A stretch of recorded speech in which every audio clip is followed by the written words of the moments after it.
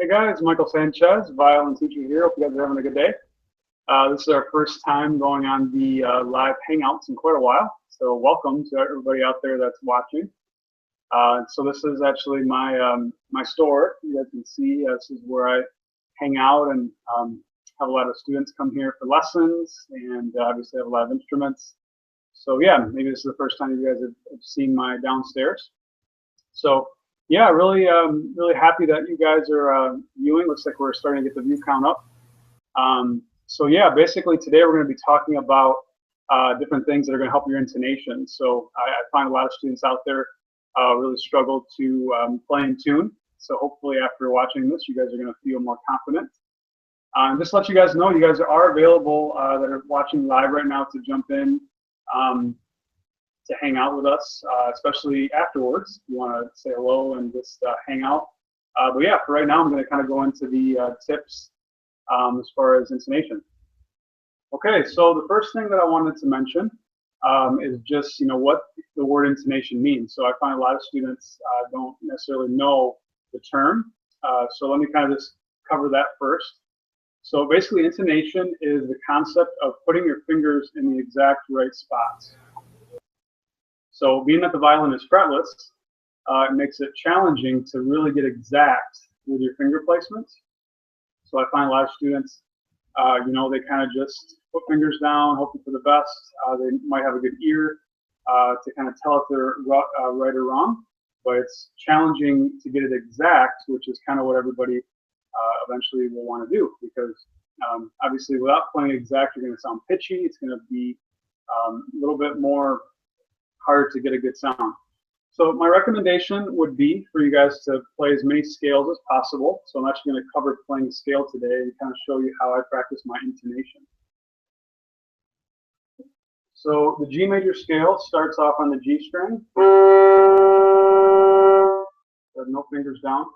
And basically what I'm going to do is practice putting down every finger exactly where they should go.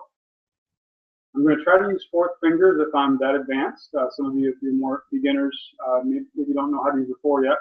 But using fourth fingers is really good practice for intonation.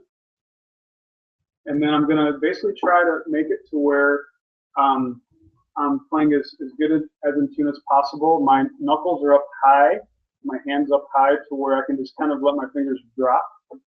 Just like that. So let's go through the G major scale. So this is my first big tip of the day.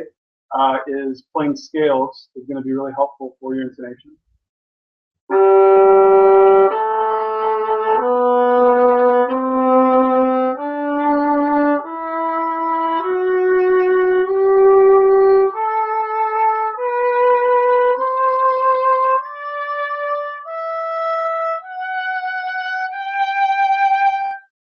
It's like that. So really you could practice any scales out there. But certainly the G major is a good one to start with. Tip number 2, I highly recommend that you guys, to improve your intonation and your being able to find notes properly, really try to work on keeping the hand as far back as possible, so that your fingers lay more on the instrument in this way instead of laying this way. I find a lot of students, when they play, their hand is more here when they're playing instead of here, and that basically makes it to where it's hard to find notes because your fingers don't really want to move this way as much as you think they might want to. It's a lot more efficient to be back with your hand, where your fingers just kind of lay down, just kind of can fall down. But if you're here, now you're really working hard to find notes. So for example, let's say you have like a low 1. See how my hand has to kind of come back like this to find the low 1? And then all of a sudden, let's say I have a 4. So it's kind of like my hand is moving like this to find my intonation. So let's say I have a B flat, like that. You see how my hand is back here to where my finger just has to squeeze back very simply, to where it makes it a lot easier for me to find that note and still be in position to find the 4. So see, I can do the low 1 and the 4 at the same time. So that's a finger efficiency tactic that a lot of students don't know about. So it's just a matter of setting your fingers up properly. One analogy that I give some people is, if you were to bowl, everybody's bowled at some point, you wouldn't go up to, about to throw the ball with your shoulders lined up in that direction, right?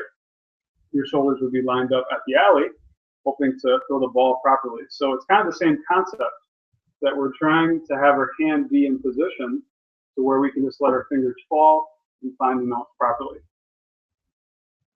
All right, very good. Tip number 3, I'm going to go over that next. So a lot of students really struggle to find notes in the violin. And I mentioned this earlier as far as the hand height. So most students, when they're playing, their hand is more down here instead of being up here. Okay, what I tell my students is they should make mountains with their fingers. So basically, by having your hand too low, what you're going to find is it's going to be really challenging to find certain combinations of notes quickly. So what you want to be able to do is like lay fingers down really easily and let them move really fast. But if you're too low, then all of a sudden you're kind of reaching, you're kind of going this way, you're kind of going that way, and it's really challenging to be able to find notes up, quickly. So if you guys are struggling to play fast, it's definitely probably because your hand is not necessarily in the right position, like that. So go and just look at my hand, how I can just move my fingers really fast. You guys want to try this a second? Maybe, hopefully nobody's around, so it looks funny. Okay, so see, I can just easily lay fingers down. I can come backwards easily. There's no tension in my arm. There's no tension here. Not even any tension in my wrist. It's just, everything is just right in my fingertips. Okay?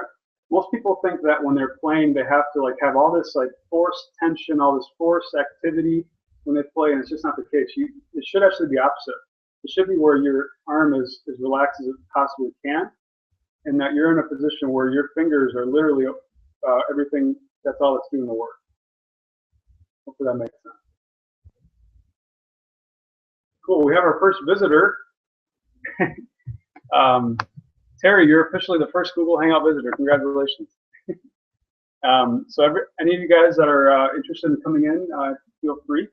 Definitely after the class, we'll hopefully get you guys in here. So yeah, basically, I've gone over quite a few things so far. Let me get to the next point. So what I find a lot of students, what they do is when they're playing, they tend to overpress. And this actually has a lot of directivity to actually playing in or out of tune. So when you're pressing too hard into the fingerboard, when you're digging those fingers in, okay, what you're doing is you're causing tension that we don't want, and it actually makes it difficult to find notes efficiently. Like I said, you want to just be able to drop fingers down, and if you're tense, if you're pressing into the fingerboard, you're going to have a really hard time going from like a 1 on the G to like a 4 on the E, all these different combinations. So you have to be in a position where you're just pressing minimally, okay?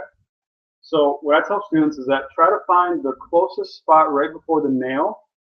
That's exactly where you want to actually make contact with the string. You don't actually want to use the nail. You want to be as close as you can get to the nail without touching. That's the hardest part of the skin that allows you to not have to press as hard to be able to achieve the proper sound. So what a lot of students do, they overpress. They're really digging their fingers into the fingerboard. They think it's like a security, but actually it's the opposite. It's going to cause you to be inefficient with your intonation. So far, let's go over what we have so far. We have the hand back is important when you play. We also have the hand high is important when you're playing. We also have not over pressing. That's a really important one. Very good. Let me get to the next point. So what's really important to be able to play in tune, the scales was number 1, by the way. I skipped that one, so we have one more, is just, really having a sense of half steps and whole steps. So basically, students, when they're playing, they tend to not really understand the importance of fingers helping other fingers find notes. So for example, when I put a 2 down, I like to leave my 2 down because it's really easy to find my 3. Okay? there's no need for, as I'm placing my 3 down, to lift my 2 up. It makes total sense to leave fingers down. Okay? So that's one tip I would give you guys, is just leave fingers down in all situations as much as possible. So like if you play a first finger on the D string and then you have a third finger on the D string, there's no need for you to lift your 1 up and then come back to the 1 and so on. That actually causes you to be less accurate, because that's an extra step. That's by the way, that's my cat in the background. That's an extra step that actually can hurt your accuracy. So try your best to just leave fingers down as much as possible. So like right now I'm playing a 4th finger. My first finger is still down. There's no need to lift that up.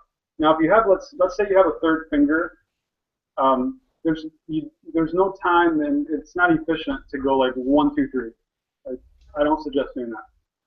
You should just find the note, and then like the next note comes. See how I'm using the 3 to find the 2?